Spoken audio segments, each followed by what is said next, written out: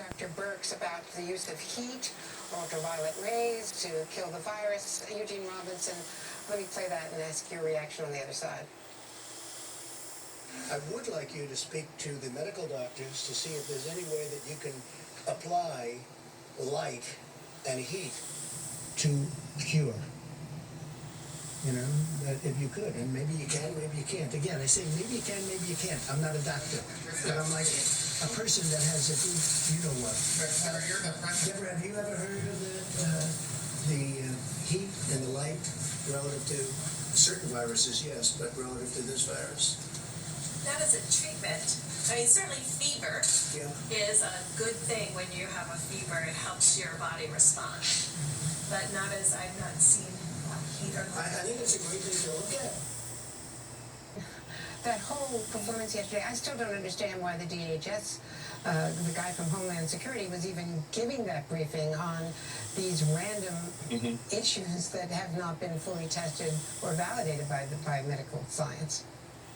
Yeah, it was, the whole thing was astonishing. I mean, it was amazing that here we are to the day after, you know, hoping against hope that no one takes the president literally, no one actually tries to ingest bleach or Lysol or something like that, or somehow tries to introduce internally light or heat, all of which could be dangerous and or fatal. I mean, it's just absurd. It's on the one hand, it's at times breathtaking what the president doesn't know. When he says, "I'm not a doctor," that's the one thing he said that you could take to the bank. He's not a doctor. The second thing is that he doesn't understand that this is a completely inappropriate role for him to play. He's sitting there with one of the world's leading experts on infectious diseases, sitting there kind of numbly to the side, Dr. Birx. And so, you know, why is he even out there? Why did he have the guy from DHS come to give random figures out there? Why did he have the guy from DHS come to give random figures? Why doesn't he leave the briefings to Dr. Birx and Dr. Fauci and the professionals in whom we trust, in whom we can trust? It was just incredible. There are not words for that exchange yesterday. Light or heat, all of which could be dangerous and or fatal. I mean, it's just absurd. It's on the one hand, it's at times breathtaking what the president doesn't know. When he says, "I'm not a doctor," that's the one thing he said that you could take to the bank. He's not a doctor. The second thing is that he doesn't understand that this is a completely inappropriate role for him to play. He's sitting there with one of the world's leading experts on infectious diseases, sitting there kind of numbly to the side, Dr. Birx. And so, you know, why is he even out there? Why did he have the guy from DHS come to give random figures?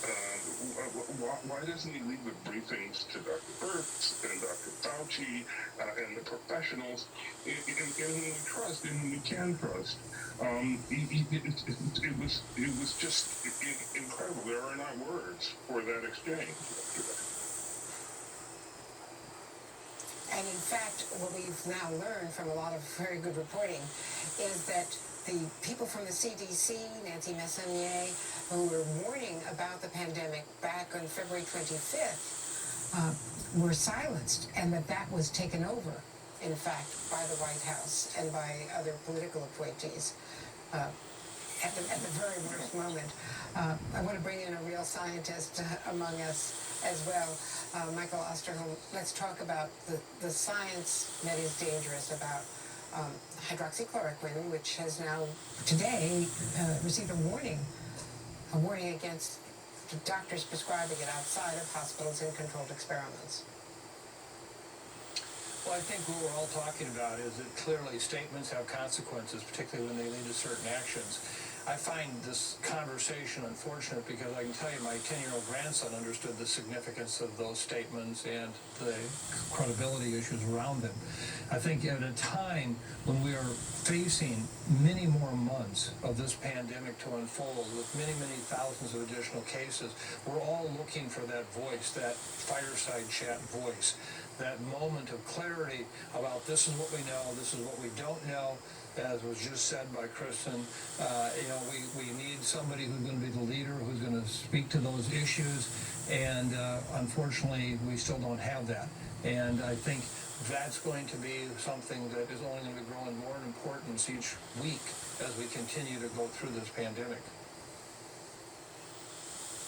One of the other things the president said in the opening of his briefing yesterday is we're going to have a vaccine soon.